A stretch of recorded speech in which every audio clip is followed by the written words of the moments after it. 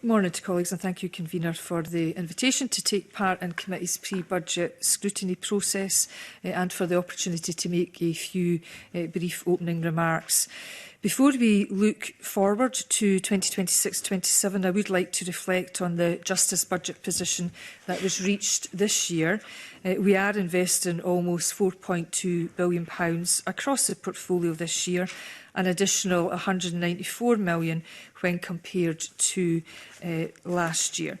This recognises the fundamental importance of the justice system in supporting safe, thriving and inclusive communities and the role in supporting the First Minister's priorities. The investment is supporting vital frontline justice services, providing support for victims and witnesses and tackling the underlying drivers of offending.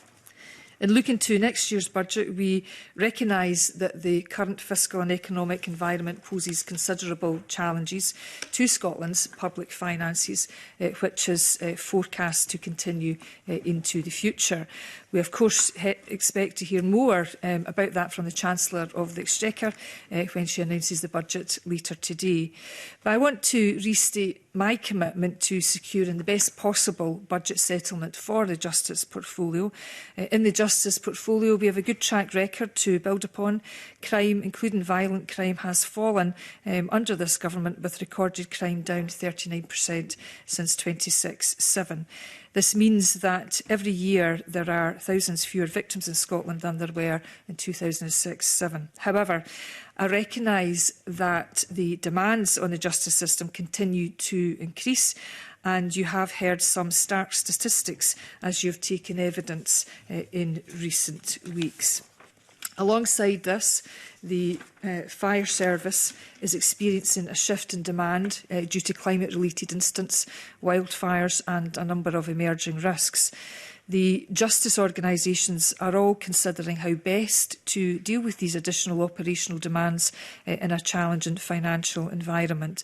And I recognise the need to continue to support the justice system to reform and innovate, to put it into a more sustainable position, more able to deal with new and increasing demands while continuing to deliver high-quality public services. And as I said, Scotland's justice system has a strong track record of reform and innovation, including police and fire reform.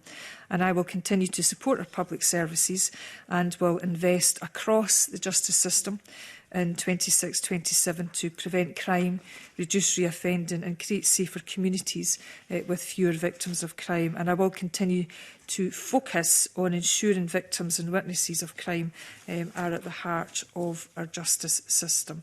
And I will, of course, continue to work on delivering the justice vision, the First Minister's priorities and the priorities that are set out in the programme for government, including supporting our frontline organisations to keep people safe, continuing to invest in the prison estate, progressing the next phase of HMP Glasgow, with HMP Highland being on track for completion next year, investing in community justice to continue to expand the use of community interventions and continue to invest in third sector organisations to support and bolster social work services to work with other partners.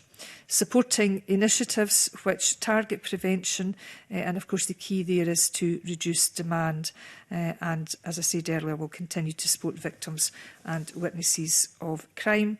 And I will, of course, Convener, continue to work with our public bodies and my Cabinet colleagues to ensure that we maximise the benefits of our investment while also supporting ongoing reforms and transformation to deliver more effective and efficient justice system. So thank you, Convener, and happy to answer questions.